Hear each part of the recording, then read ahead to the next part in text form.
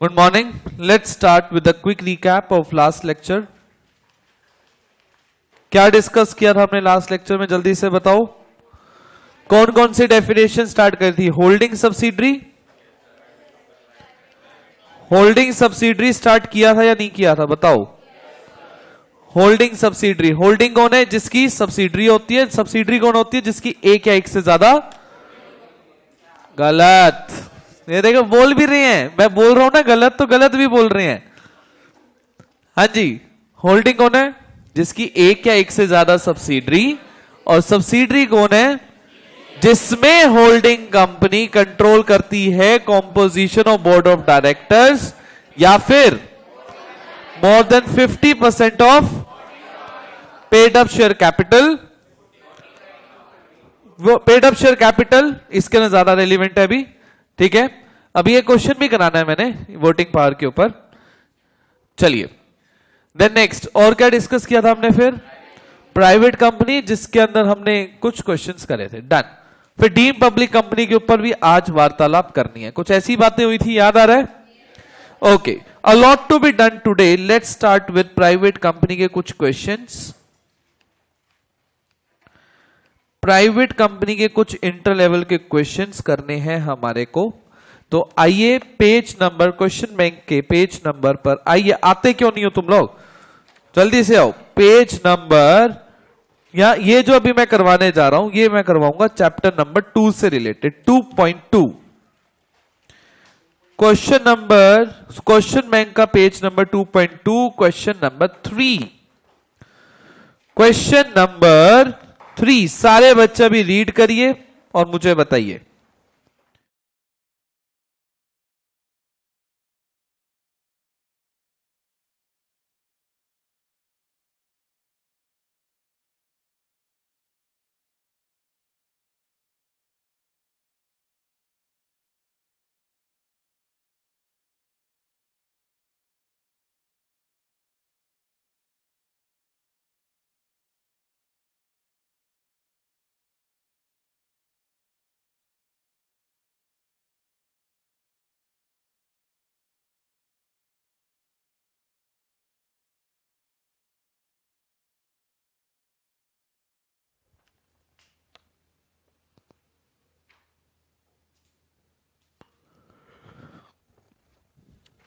क्या आप ये क्वेश्चन कर सकते हैं? सिंपल है या नहीं? चलो, ये मेरे को पता है सिंपल है, इसको ज्यादा करवाने की जरूरत नहीं है, ये बस आपके रेफरेंस के लिए था. किसी को कोई डाउट है? नहीं है तो आइए आज का main question, question number 4. Question number 4 आज का कक्षा का मेन क्वेश्चन है, जो कि डिपेंड करता है होल्डिंग सब्सिडरी के ऊपर. क्वेश्चन को रीड आउट करिए, इंपॉर्टेंट है. कर लिया?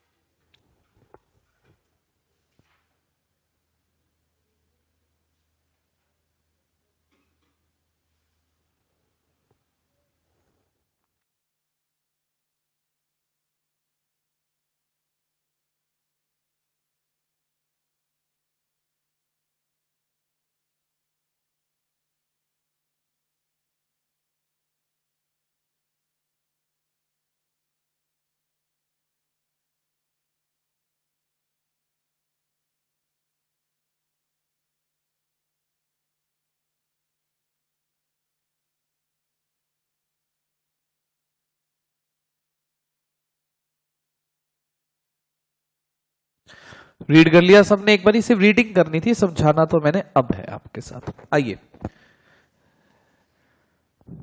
Cross limited is a company incorporated under the erstwhile का मतलब पुराना companies act 1956. While XYZ private limited, एक कंपनी कौन सी बताई? Cross limited.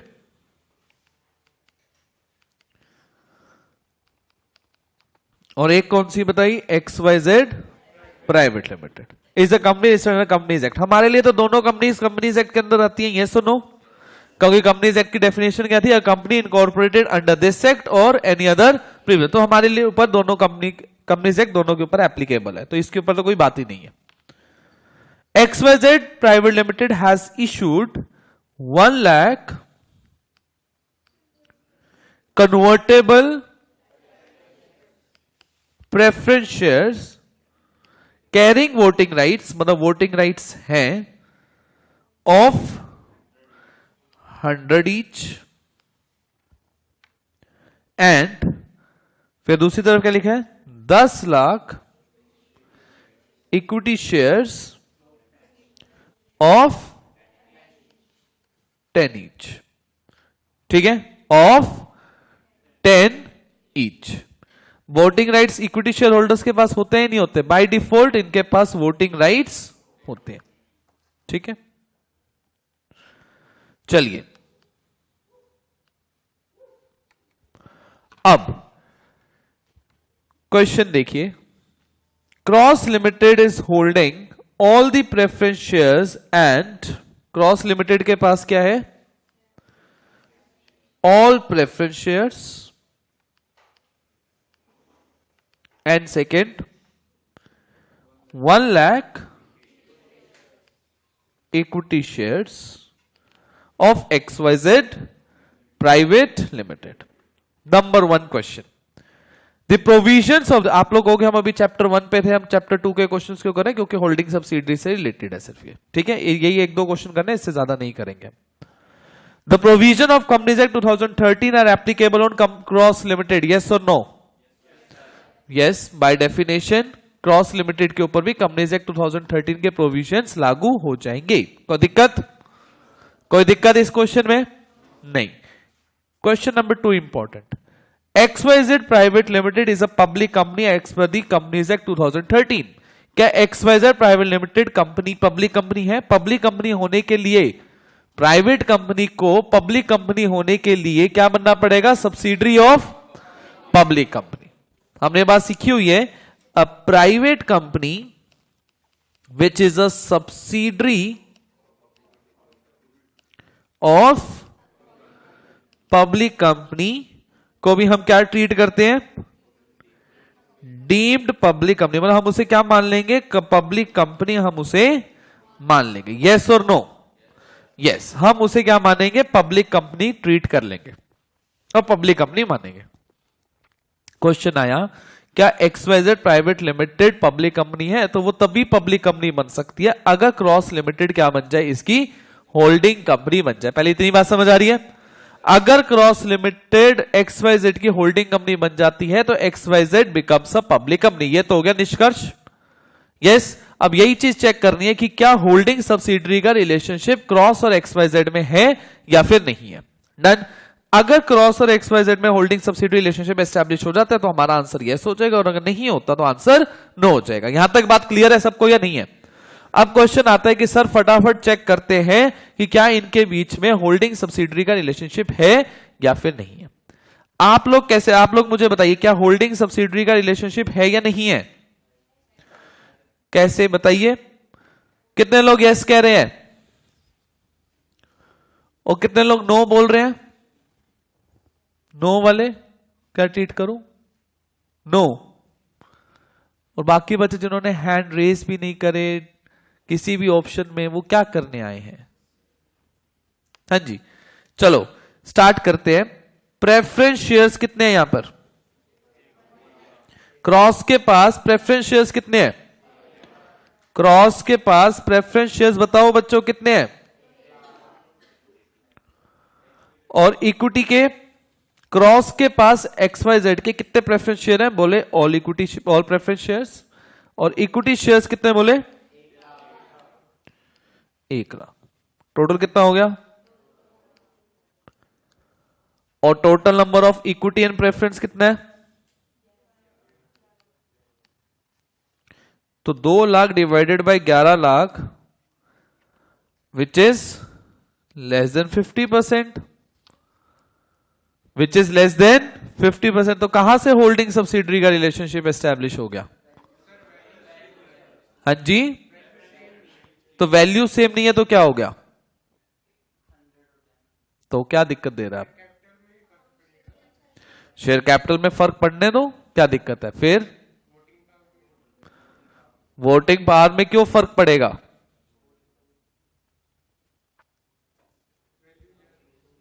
देखो, वैसे ये गलत तरीका है, ये बात तो आपको समझ आ गई कि सर ये गलत तरीका है, ये अलाउड नहीं है। रीजन ये क्लियर है क्योंकि इनकी वैल्यूज क्या है? अलग अलग। अब इस क्वेश्चन में एक एजम्पशन मिसिंग है। इस क्वेश्चन ने यहां पर ये नहीं बताया, इसने ये तो बता दिया कि वोटिंग राइट्स हैं, बट कितने वोटिंग राइट्स है, कैसे वोटिंग राइट्स है, ये नहीं डिफाइन करा। ठीक है, कितने वोटिंग राइट्स और कैसे वोटिंग राइट्स है ये डिफाइन नहीं किया, और हम ये मान के चल रहे हैं कि ये बराबर वोटिंग राइट्स में चल रहे हैं। ठीक है, अब एक पर्सन, ध्यान से सुनिए, प्रेफरेंस कितने लेके बैठा है वो? क्रॉस के पास 1 लाख इंटू 100 कितना हुआ बच्चों? कह सकते हैं? कोई दिक्कत यहां तक? इक्विटी की बात करो, 1 लाख, 10 लाख थे या 1 लाख थे? 1 लाख ही तो है, क्यों गुमराह कर रहे हो? इंटू इंटू 10 कितना हुआ? प्रेफरेंस शेयर्स कितने थे? 1 लाख, और ये कितने? ठीक है, हाँ, तो ये कितना आ गया भाई? 10 लाख। टोटल कितना हो गया?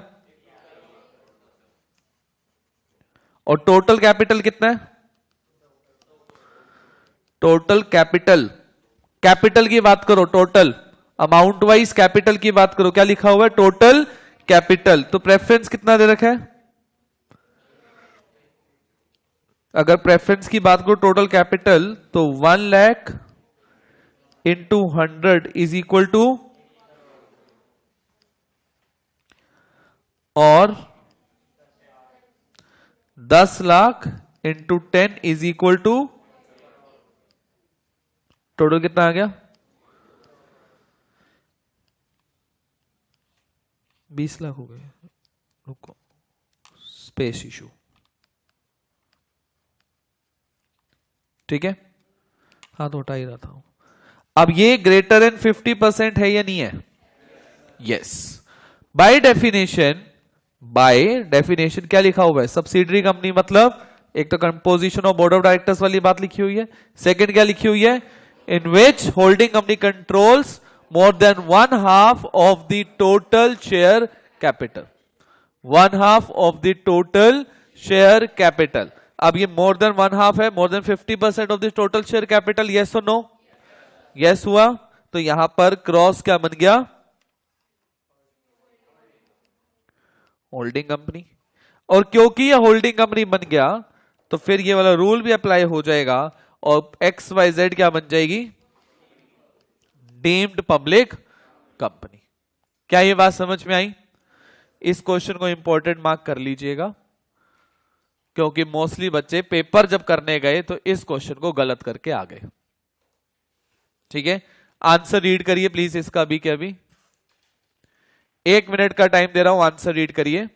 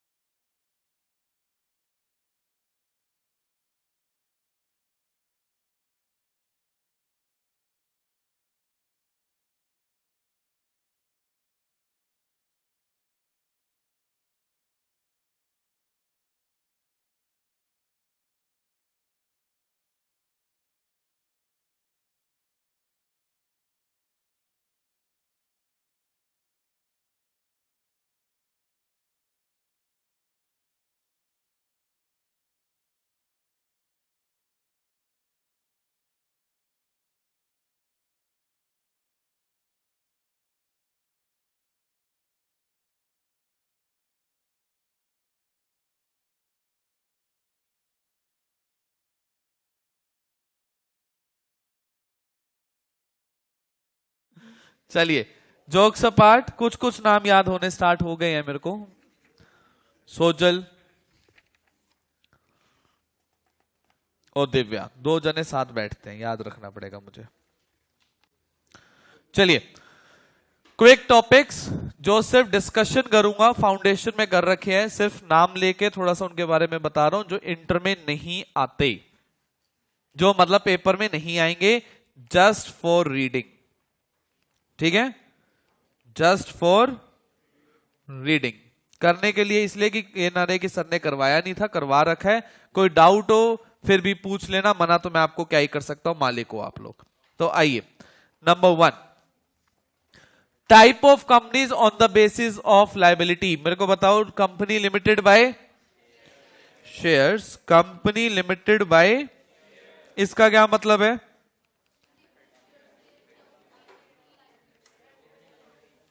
हाँ जी, कौन बोला ये बात? हाँ, क्या बोल रहे थे?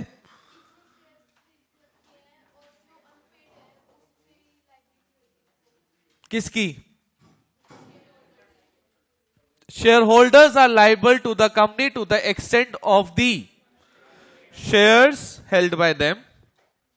जितने उनके पास शेयर्स हैं उतने तक के लिए वो लाइबल हैं। जितने उन्होंने पैसे दे दिए कंपनी की जब तक जिंदा थी तब तक ठीक है, मरते समय अगर कोई अनपेड कैपिटल रह गया तो अगर कंपनी ने मंगवा लिया तो वो देना पड़ेगा। क्या ये बात समझ में आ गई? यस और no? Yes, company limited by shares. Number 2, company limited by guarantee. Company limited by guarantee. हाँ जी,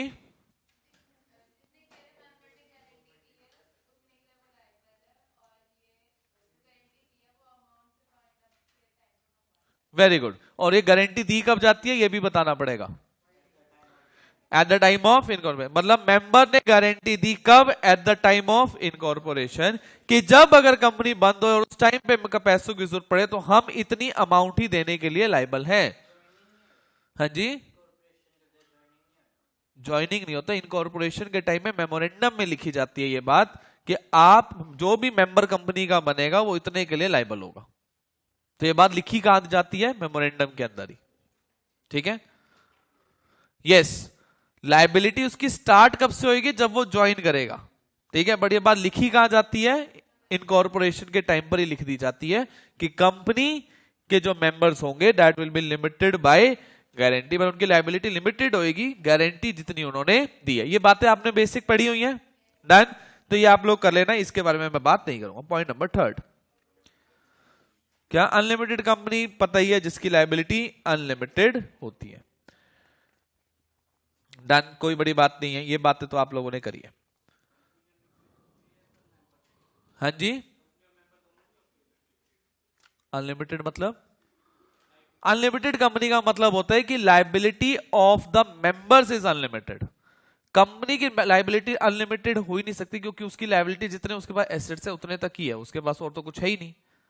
ठीक है, तो उसकी लायबिलिटी लिमिटेड ही रहेगी, बाय डिफॉल्ट रहेगी, क्योंकि उसके बाद जितने एसेट्स है वो उतने बेच देगी और लायबिलिटी जितनी होगी वो पे ऑफ कर देगी। बाकी के जो रह गए अमाउंट, उसके लिए मेंबर्स को पर्सनली लायबल होना पड़ सकता है। क्या ये बात क्लियर है? यस।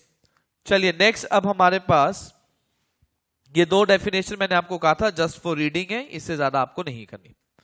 अब मैंने आपको याद आ रहा है पब्लिक कंपनी पे एक बार दोबारा आना चाहूंगा, और पब्लिक कंपनी में एक टॉपिक डिस्कस किया था डीम्ड कंपनी। इसमें अभी कुछ नहीं लिखना, अभी मैं सिर्फ डिस्कशंस कर रहा हूं, अभी कुछ नहीं लिखना। ठीक है, पब्लिक कंपनी का एक होमवर्क दिया था मैंने। एक private company which is a subsidiary of public company, उसको हमने क्या मान लिया था? उसको हम भी क्या ट्रीट करेंगे? As public company. अब क्वेश्चन ये आता है कि सर इसके डायरेक्टर्स कितने होंगे? मैंने आपको होमवर्क दिया था, 3 रहेंगे या 2 हो जाएंगे? कितने लोग कहते हैं 3? रिसर्च करी थी या बोल रहे हो? हाँ जी, देखो अब इसके अंदर क्या ओपिनियन आया। देखो ये चीज ना लॉ के अंदर लिखी नहीं हुई, नंबर 1। इस बात की क्लैरिफिकेशन कानून ने दी नहीं। इस बात की क्लैरिफिकेशन कानून ने नहीं दी। अब बट इसके इंटरप्रिटेशंस हैं अलग अलग एक्सपर्ट्स की।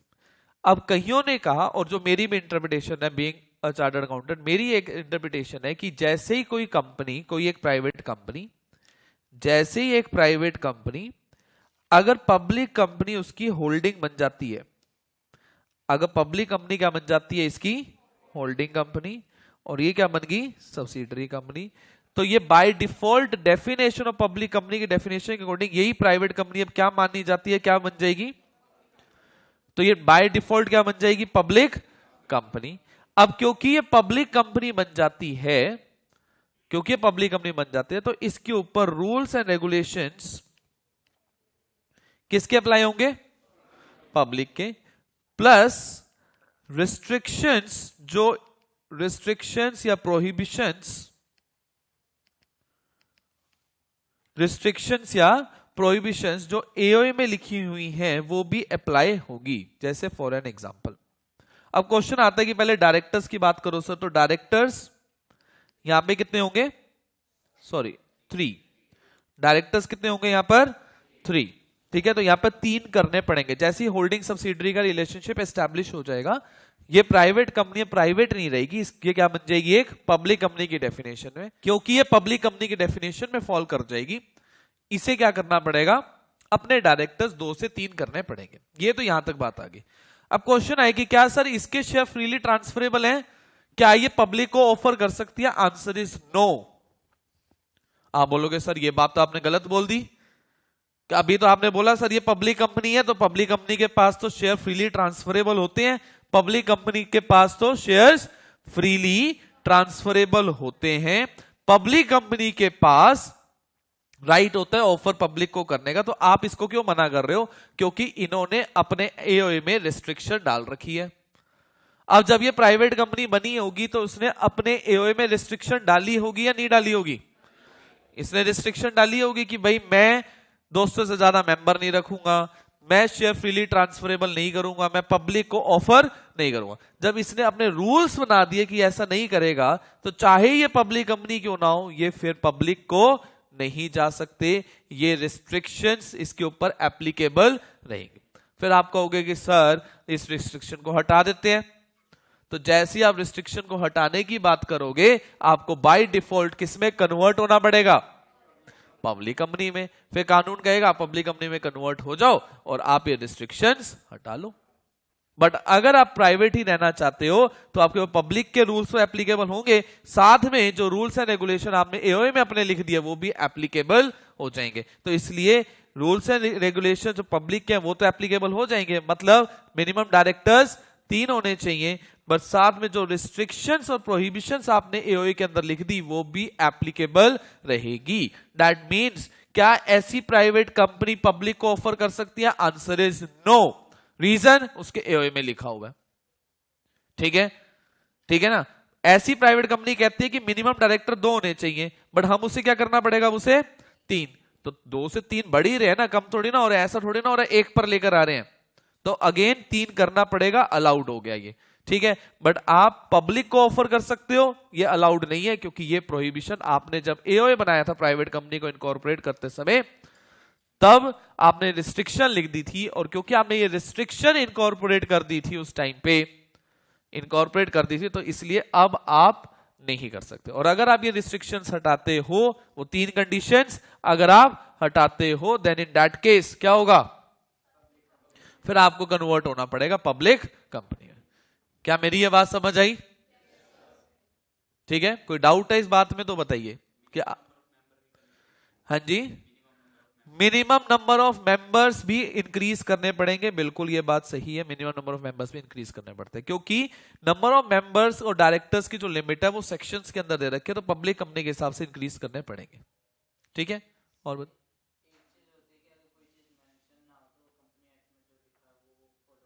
बिल्कुल है, तो पब्लिक कंपनी का रूल एप्लीकेबल होगा। ये रिस्ट्रिक्शन तो बाय डेफिनेशन है ना, तो इसलिए लिखनी पड़ती है एओए के अंदर। प्राइवेट कंपनी का जब भी एओए तैयार होता है, तो अगर प्राइवेट कंपनी का तो ये 3 रिस्ट्रिक्शन डेफिनेशन वाली लिखनी मैंडेटरी है, तभी ये अप्रूव करता है एमसीए, नहीं तो अप्रूव ही नहीं होता वो। ठीक है, और बताइए, और ऐसी पब्लिक कंपनी के मैक्सिमम मेंबर्स कितने होंगे? कितने? 200, 200। ऐसी पब्लिक कंपनी के मैक्सिमम मेंबर्स कितने होंगे? 200। ये बात कहां लिखी हुई है? आर्टिकल्स के, इसलिए 200 रखने पड़ेंगे। क्या ये बात समझ में आ गई सबको? क्लियर है? चलिए, पेपर में अभी तक ऐसा कोई क्वेश्चन आया नहीं है कि मैं आपको बताऊं कि ऐसे क्वेश्चंस आए हैं, but just for your knowledge. तो पब्लिक कंपनी आपने लिखा था ना कल की क्लास में, तो ये वाली बात नोट कर लो, सो दैट आपको याद रहे कि रिस्ट्रिक्शंस वगैरह एप्लीकेबल रहेंगी।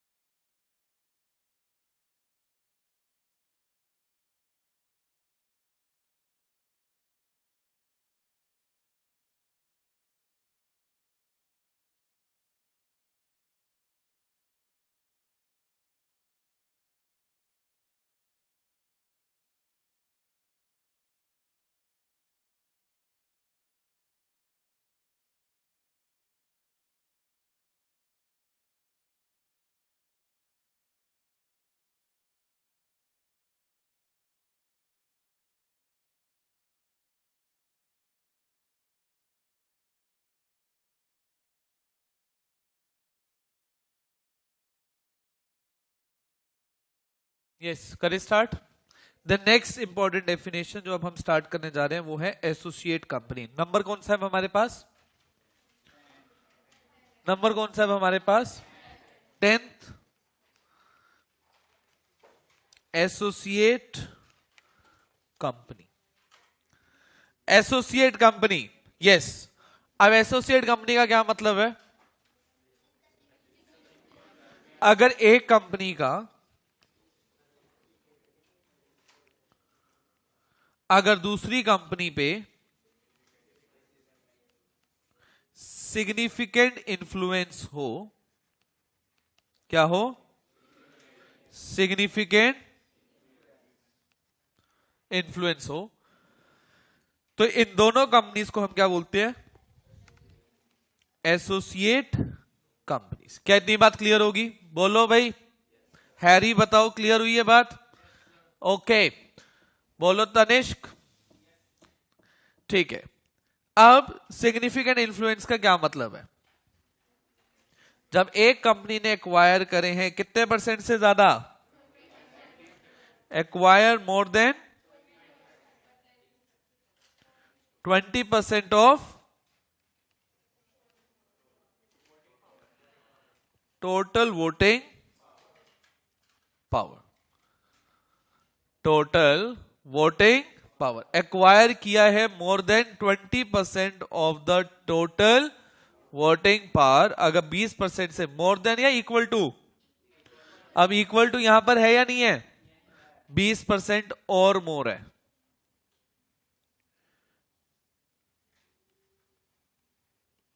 इक्वल टू और मोर देन 20% ऑफ टोटल, बोलो बच्चों बोलो, तो उन दो कंपनीज को हम क्या बोलते हैं? But not a subsidiary company. मतलब अप टू 50% होगा, 51 नहीं 50%। अगर 50.01% भी अगर ये हुआ तो होल्डिंग सब्सिडरी एस्टैब्लिश हो जाएगी। ठीक है, अगर 50.01% भी हो गया ना तो ये क्या बन जाएगी? Holding subsidiary. ठीक है, तो इसलिए आप बोलते हैं ये अप टू 50%। याद रखोगे ये बात। तो अगर एक कंपनी ने दूसरी कंपनी के एक्वायर करे more than equal to 20% of the total voting power, but कितना? अप टू, बताओ, अप टू 50%, तो उसे हम क्या बोलते हैं? Associate company. मतलब आपके पास ग्रेटर देन इक्वल टू 20% और maximum less than equal to 50%, यहां तक कि आपके पास लिमिट है। समझ आ गई बात? ये लिमिट याद रखोगे कि आपके पास एक कंपनी ने अगर एक्वायर कर रखे 20% या उससे ज्यादा, और मैक्सिमम कितने ले सकती है? 50% या उससे कम, क्योंकि 50 से होते ही वो कौन सी डेफिनेशन में शिफ्ट हो जाएगी? होल्डिंग सब्सिडरी, मतलब सब्सिडरी में शिफ्ट हो जाएगी और होल्डिंग सब्सिडरी रिलेशनशिप डिफाइन हो जाएगा। ठीक है, तो आइए पहले इससे रिलेटेड कुछ क्वेश्चंस करेंगे और इससे रिलेटेड 4-5 एमसीक्यू में फटाफट कर लेते हैं। बहुत छोटू छोटू से एमसीक्यू है, जल्दी से आइए।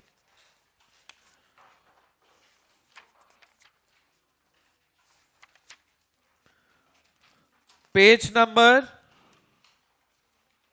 1.7 क्वेश्चन नंबर 5।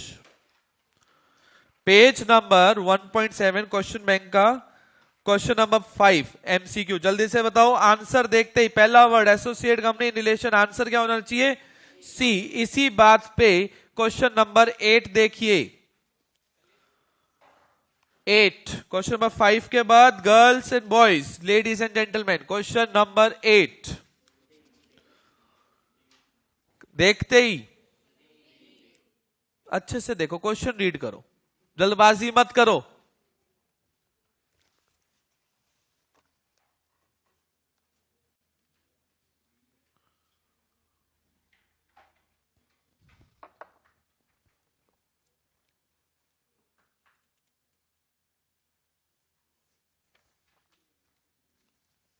कर लिया क्वेश्चन नंबर 8?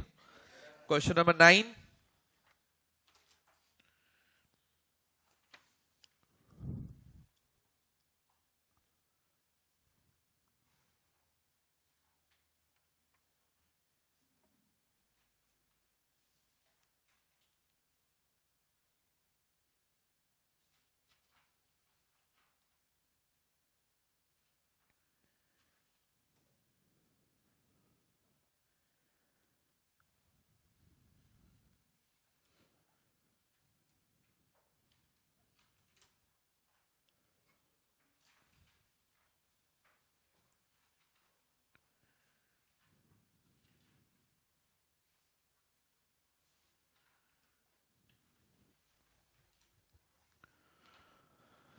बताओ भाई, हो गया क्वेश्चन नंबर 9 बी? इसका आंसर ब है या ड है? ब, बी। ओके,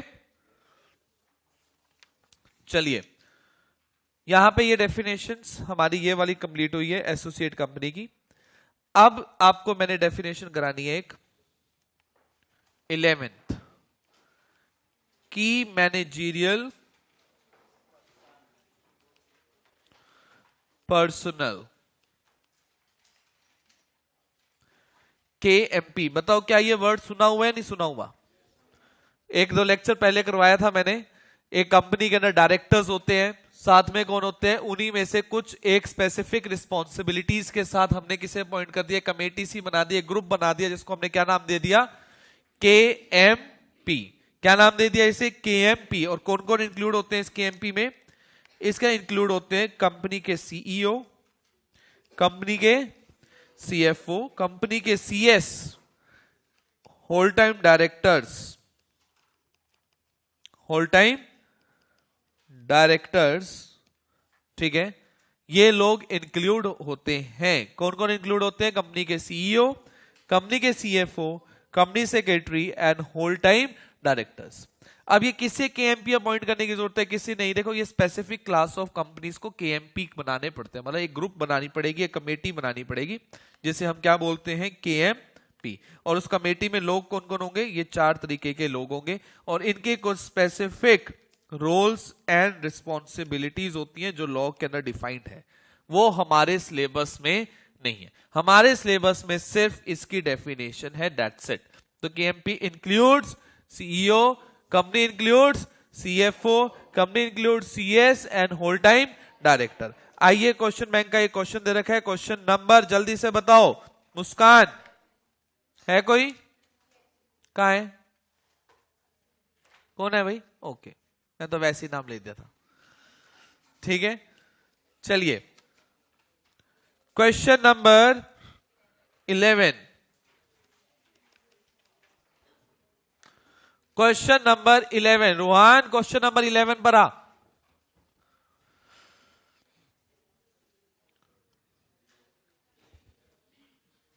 बताओ आंसर क्या है? D, statutory auditor is not considered as a came. ये बेसिक से क्वेश्चन है, पेपर में आ जाए तो 1-2 नंबर मुफ्त के मिल जाएंगे तुम्हारे को, अगर डेफिनेशन सही ढंग से कर रखी होगी तो, नहीं तो बच्चे कुछ नंबर भी चले जाएंगे। आइए definition number 12, books of accounts. अब 2-4 डेफिनेशन रह गई हैं। ये चैप्टर अपनी आखिरी सांसें ले रहा है, मैंने वेंटिलेटर पे चढ़ा दिया इस चैप्टर को। आइए बुक्स ऑफ अकाउंट्स, नमन कह रहा है वेंटिलेटर से हटा दो सर, अभी रुक जाओ। Books of accounts, books of accounts का मतलब क्या है? कहते हैं books of accounts means, it means records, documents maintained to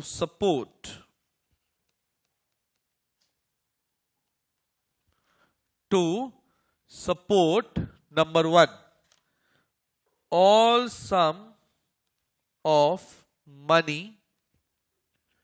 received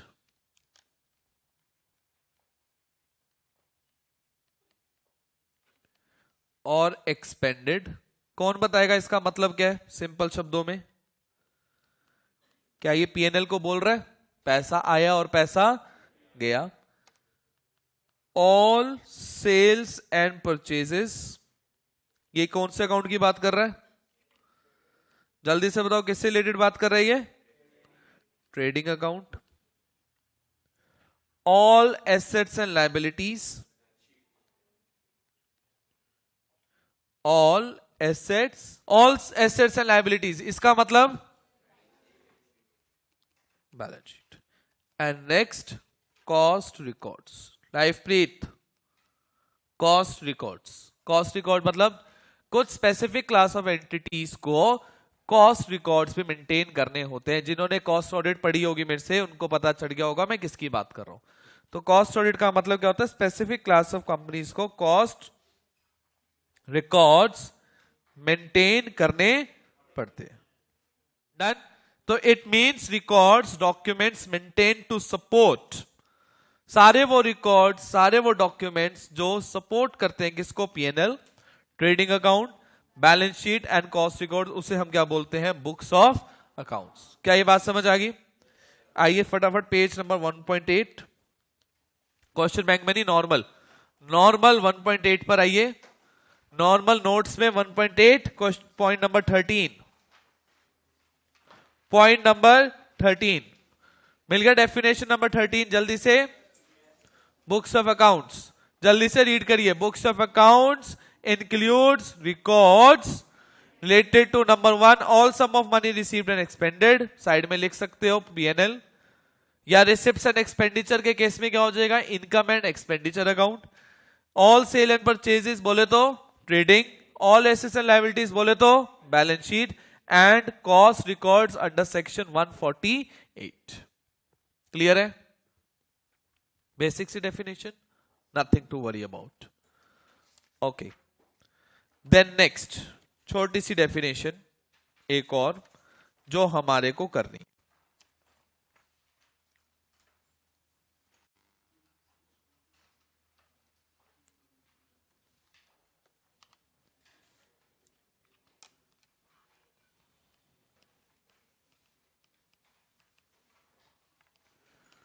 foreign company, foreign company मतलब एक ऐसी company, it means a company incorporated outside India. ठीक है, बट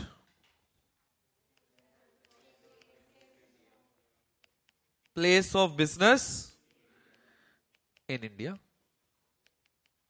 जिसका प्लेस ऑफ बिजनेस कहां पर है? इंडिया में। कैसे? Through agent.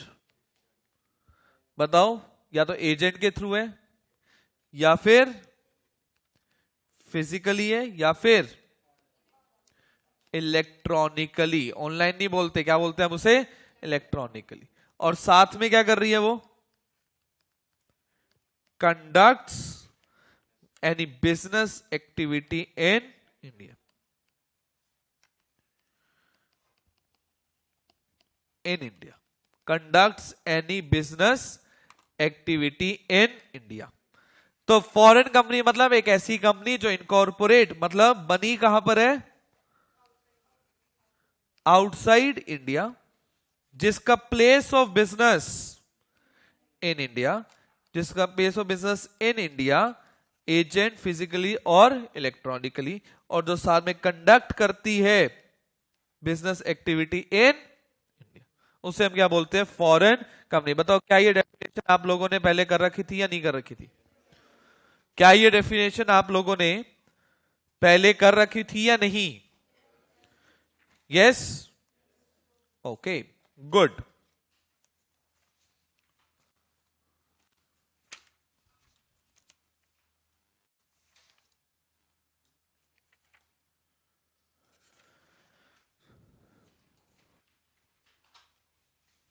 चलिए, the next definition we have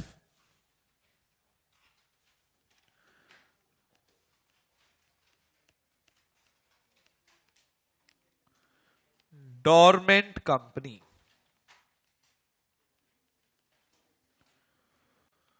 dormant company कौन बताएगा? डोरमेंट कंपनी के लिए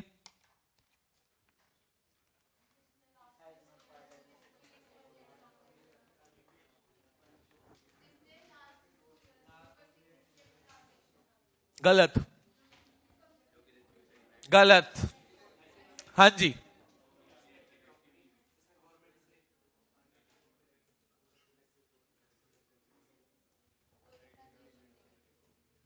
तो उसने इंग्लिश में बोला था।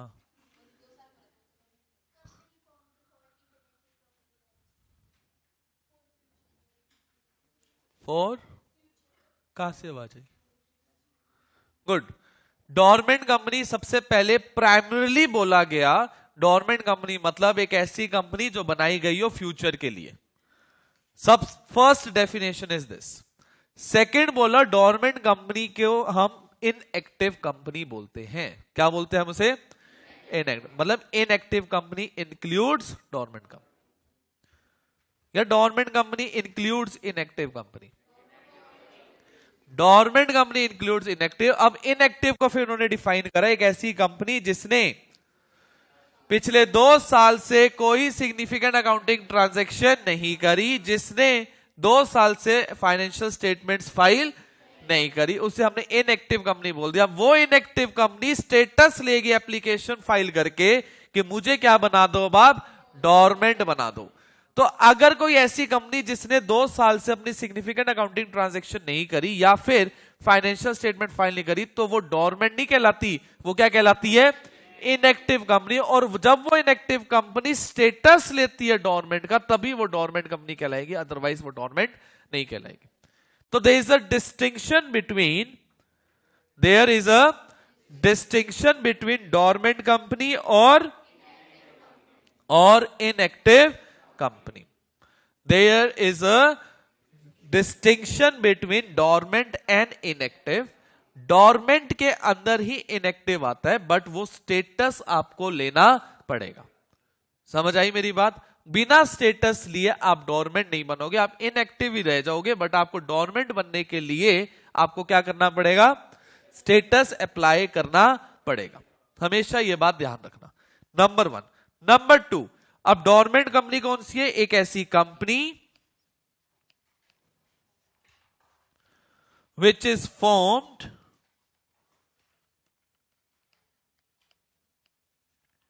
is formed for a future project।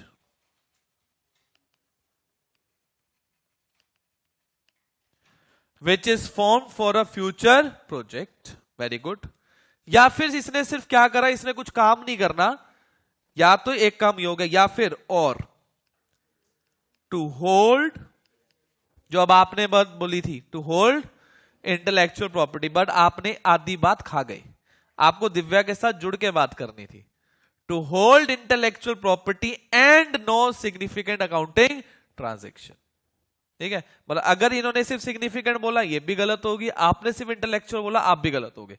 आपको साथ में बोलना होगा टू होल्ड इंटेलेक्चुअल, क्या बोलोगे? इंटेलेक्चुअल, मतलब आपने कोई पेटेंट बनाया, कोई एक्सपेरिमेंट करा, कोई फॉर्मूला बनाया और आपने बस रख के कंपनी के नाम बनाकर छोड़ दिया। ठीक है, प्रॉपर्टी। और साथ में आपने कुछ भी and has no significant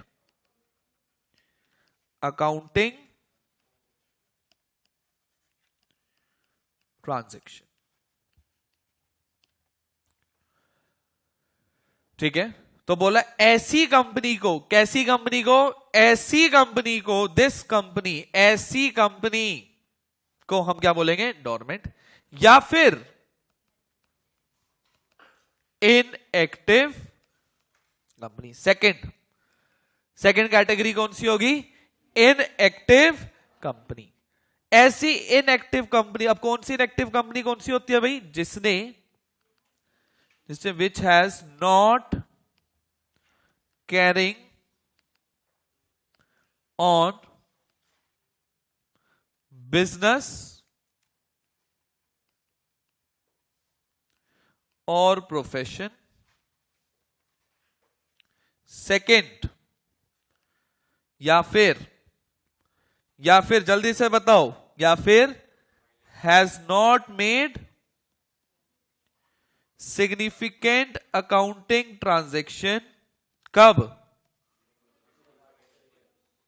during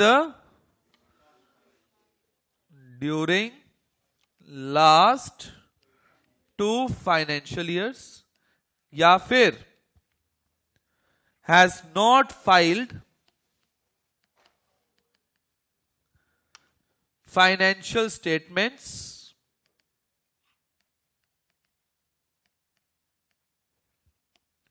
या फिर एनुअल रिटर्न्स। कब? ड्यूरिंग लास्ट, जल्दी, ये तो करी हुई डेफिनेशन है भाई, लास्ट 2 फाइनेंशियल ईयर्स। ऐसी इनएक्टिव कंपनी को भी हम डोरमेंट बोलेंगे। तो कहने का मतलब ये दोनों कंपनीज को, ये वाली कंपनी और ऐसी इनएक्टिव कंपनी को क्या करना होता है? अप्लाई करना होता है। इसे भी अप्लाई करना पड़ेगा और इस कंपनी को भी अप्लाई करना पड़ेगा कि भाई मेरे को कौन सा स्टेटस दे दिया जाए? डोरमेंट। तो डोरमेंट कंपनी का ना स्टेटस मिलता है, मतलब अप्लाई करने से मिलता है, अपने आप कोई डोरमेंट कंपनी नहीं बनता। एक बंदा कहता है कि भाई मेरे को डोरमेंट कंपनी बनानी है, तो पहले आप कंपनी बनाओ, कोई उसके अंदर या तो फ्यूचर प्रोजेक्ट के लिए बताओ कि हमने तो इस प्रोजेक्ट के लिए बनाई है, वो तरीका अडॉप्ट करो और फिर आप अप्लाई करो एमसीए में, ministry of corporate affairs registrar के पास अप्लाई करो कि भाई मेरे को कौन सा स्टेटस दे दिया जाए? डोरमेंट कंपनी का स्टेटस दे दिया जाए। ठीक है, अब क्वेश्चन आता है व्हाट इज सिग्निफिकेंट, कौन सी सिग्निफिकेंट अकाउंटिंग ट्रांजैक्शन? कहते हैं all transactions are significant accounting transactions. Harry, क्या ये बात क्लियर है? सारी ट्रांजैक्शन सिग्निफिकेंट अकाउंटिंग ट्रांजैक्शन है एक्सेप्ट, कहता है 4 ट्रांजैक्शन को छोड़ के सारी ट्रांजैक्शन क्या है, इंपॉर्टेंट है, बात ही खत्म। अब 4 कौन सी है? Payment of fees to ROC,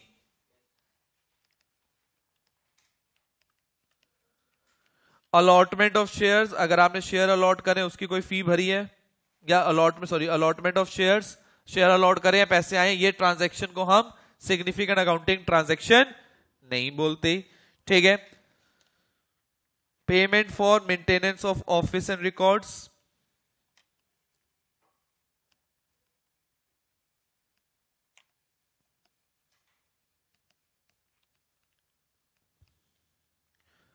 और any payment under this act.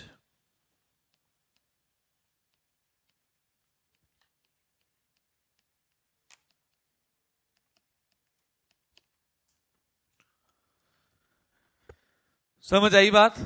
तो नंबर 1, ऑल ट्रांजैक्शंस आर, बोलो, सिग्निफिकेंट अकाउंटिंग ट्रांजैक्शंस एक्सेप्ट ये 4।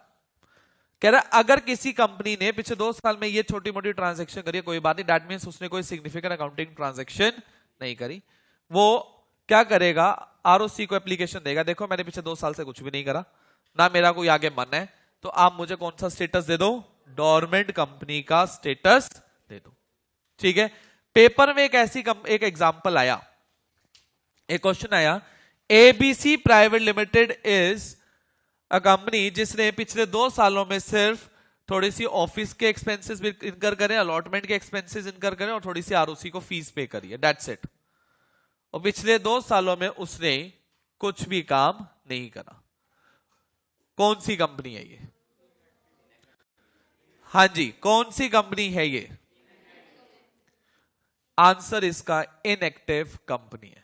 अगर आपने पेपर में शुरुआत डोरमेंट से कर दी, आपके नंबर कटने स्टार्ट हो जाएंगे। आपको स्टार्टिंग कहां से करनी पड़ेगी?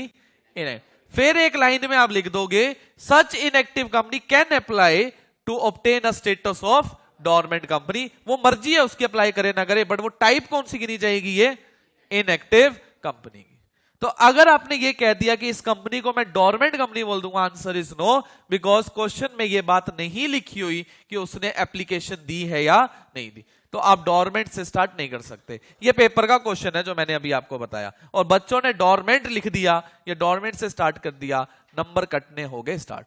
गलत नहीं है आंसर, ओवरऑल तो बात डोरमेंट पे ही जानी थी, बट प्रेजेंटेशन की बात है और क्लैरिटी इन कॉन्सेप्ट्स की बात है, तो उस बच्चे के फिर कॉन्सेप्ट क्लियर नहीं थे, इसका मतलब।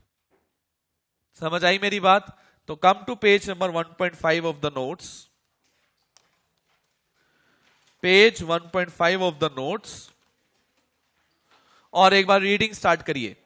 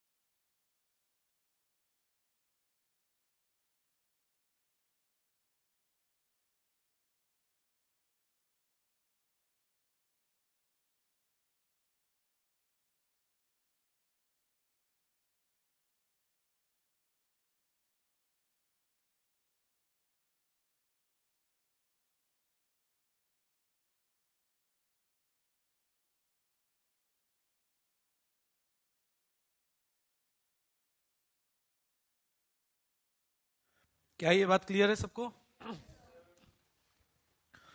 पेज नंबर 1.5 पर आइए, कैसे लिखा हुआ है डोरमेंट कंपनी के बारे में। Where a company is form for a future project, number 1 point, where a company is formed for a future project, या फिर to hold any intellectual property, और उसने कोई सिग्निफिकेंट अकाउंटिंग ट्रांजैक्शन नहीं करी, कोई सिग्निफिकेंट अकाउंटिंग ट्रांजैक्शन नहीं करी, ये इंपॉर्टेंट है, सिग्निफिकेंट अकाउंटिंग ट्रांजैक्शन नहीं कर रही वो, ठीक है।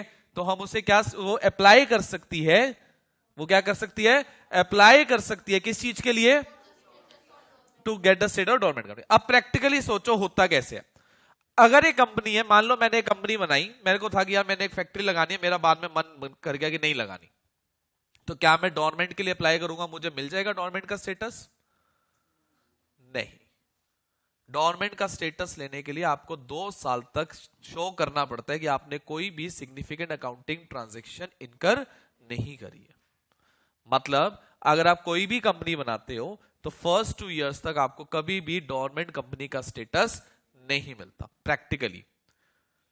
ठीक है, आरओसी कहता है, आपने कहा कि आप सिग्निफिकेंट अकाउंटिंग ट्रांजैक्शन नहीं कर रहे, फर्स्ट वाले में तो टाइम लिमिट की कोई बात ही नहीं है ना। फर्स्ट वाले ने क्या बोला, एक ऐसी कंपनी जो फ्यूचर प्रोजेक्ट के लिए बनी है और जो कोई अकाउंटिंग ट्रांजैक्शन नहीं करी, या एक ऐसी कंपनी जो इंटेलेक्चुअल होल्ड करके बैठी है और कोई सिग्निफिकेंट अकाउंटिंग ट्रांजैक्शन नहीं कर रही। हमने कहा ठीक है, आप नहीं कर रहे अकाउंटिंग ट्रांजैक्शन, हमने मान लिया। आप ये नहीं कह सकते कि 6 महीने आपने कुछ नहीं करा और आप डोरमेंट का स्टेटस ले लो, नहीं, आपको 2 साल का ट्रैक हमें देना पड़ेगा। जैसे ही आप 2 साल का ट्रैक आप दे दोगे, आप ऑटोमेटिकली क्या बन जाओगे, इनएक्टिव कंपनी, और इनएक्टिव कंपनी फिर अप्लाई करेगी। मतलब जो रूट है डायरेक्ट डोरमेंट कंपनी का स्टेटस लेने का, वो 2 साल तक आपको पहले क्या रहना पड़ेगा, सिग्निफिकेंट अकाउंटिंग ट्रांजैक्शन नहीं करनी पड़ेगी, और फिर आप क्या कर सकते हो, डोरमेंट का स्टेटस अप्लाई कर सकते हो। मतलब अगर आपने ये सोचा कि मैं 6 महीने बाद ही डोरमेंट का स्टेटस अप्लाई कर दूं, नमन, अगर मैं 6 महीने बाद ही अप्लाई कर दूं तो वो पॉसिबल नहीं है, वो आपको नहीं मिलेगा, क्योंकि आपको प्रूव करना पड़ेगा कि आप इनएक्टिव कंपनी हो। अब आप फ्यूचर में काम जाके करोगे, अच्छे खासे टाइम के बाद काम करोगे, और आपके लंबे अभी कोई नियरेस्ट टाइम में कुछ भी करने का मन नहीं है। क्या मेरी बात समझ में आ गई? ठीक है, तो प्रैक्टिकली 2 साल का तो होल्डिंग रखना ही पड़ता है प्रूफ करने के लिए कि 2 साल हो गए हमने, देखो जी, कोई सिग्निफिकेंट अकाउंटिंग ट्रांजैक्शन नहीं करी, now we are inactive company, hence give us the title of dormant company. Sir, what is the benefit of dormant company now?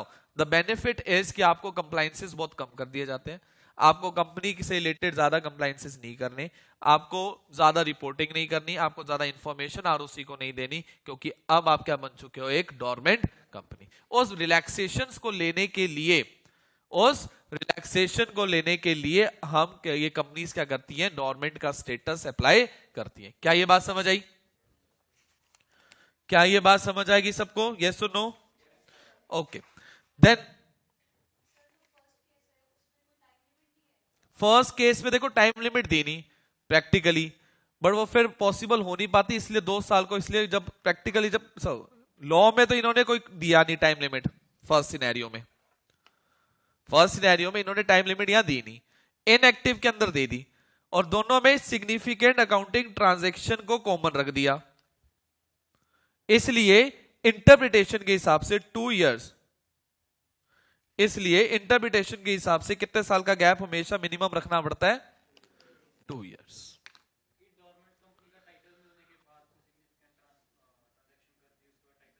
फिर टाइटल चेंज हो जाएगा बाय डिफॉल्ट, क्योंकि आपने सिग्निफिकेंट अकाउंटिंग ट्रांजैक्शन कर दी। इनका question था कि सर डोरमेंट के बाद मान लो कोई सिग्निफिकेंट अकाउंटिंग ट्रांजैक्शन कर दी, तो फिर since you have done significant accounting transaction, तो फिर अब आप डोरमेंट नहीं रहे, क्योंकि आपने बोला ना dormant company is a company which has not incurred any significant accounting transaction, तो फिर आप कर ही नहीं सकते, तो आपको फिर नॉर्मल रेगुलर कंपनी में कन्वर्ट होना पड़ेगा, फिर आपको वो रिलैक्सेशन और बेनिफिट्स नहीं मिलेंगे। प्राइवेट रहेगी, प्राइवेट ही, ये एडिशनल टाइटल है, पब्लिक भी बन सकती है, क्या दिक्कत है पब्लिक का होने में? तो शेयर ट्रांसफर होना, शेयर ट्रांसफर तो प्राइवेट के भी हो सकते हैं, प्राइवेट के शेयर फ्रीली ट्रांसफरेबल नहीं है, बट ये थोड़ा कि ट्रांसफरेबल ही नहीं है, ट्रांसफर तो प्राइवेट के भी हो सकते हैं, या नहीं हो सकते बताओ? होते हैं नहीं होते? अब मैंने एक पब्लिक कंपनी, अच्छा एक बात आपको हमेशा ऐसा लगता है कि पब्लिक कंपनी सिर्फ वही होती है जो लिस्टेड होती है, जो अनलिस्टेड होती है प्राइवेट, ऐसा गलत डिस्टिंक्शन है आपके दिमाग में। पब्लिक कंपनी मैं भी बना सकता हूं, 7 जनों ने मिलकर हमने बना दी पब्लिक कंपनी, तो हम पब्लिक भी बना सकते हैं, जरूरी थोड़ी ना। मिनिमम मेंबर्स कितने पब्लिक के? 7, तो 7 जने मिलकर क्या पब्लिक कंपनी नहीं बना सकते? बना सकते हैं, उन्हें लिस्ट कराना जरूरी थोड़ी ना, तो वो पब्लिक की फॉर्म में भी काम कर सकते हैं। Listed unlisted is an another category, broad category रहेगी प्राइवेट एंड पब्लिक, जैसे मैंने आपको कहा था कि एक ही पर्सन, किसी का पिता, किसी का दादा, किसी का चाचा, किसी का भाई है, एग्री, अलग अलग टाइटल डेजिग्नेशंस। लाइकवाइज एक कंपनी के अलग अलग एडिशनल टाइटल्स हो सकते हैं, जैसे कि एक ही प्राइवेट कंपनी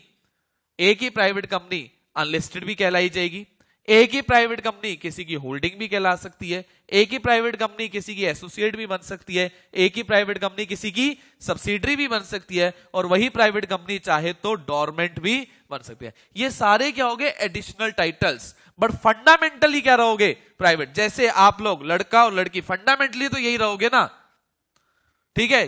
चाचा बनने से फीमेल थोड़ी ना बन जाओगे, समझ गए? भाई बनने से फीमेल थोड़ी ना बन जाओगे। टाइटल तो मतलब by fundamentally will remain a male or a female, but designations can change, right? Designation change होती रहेगी। लाइकवाइज एक कंपनी के एडिशनल टाइटल्स बढ़ते रहेंगे, बट कोर फॉर्म में तो वो प्राइवेट या पब्लिक, सेक्शन 8 ये इसी फॉर्म में ही बन सकती है। समझ आ गई मेरी बात?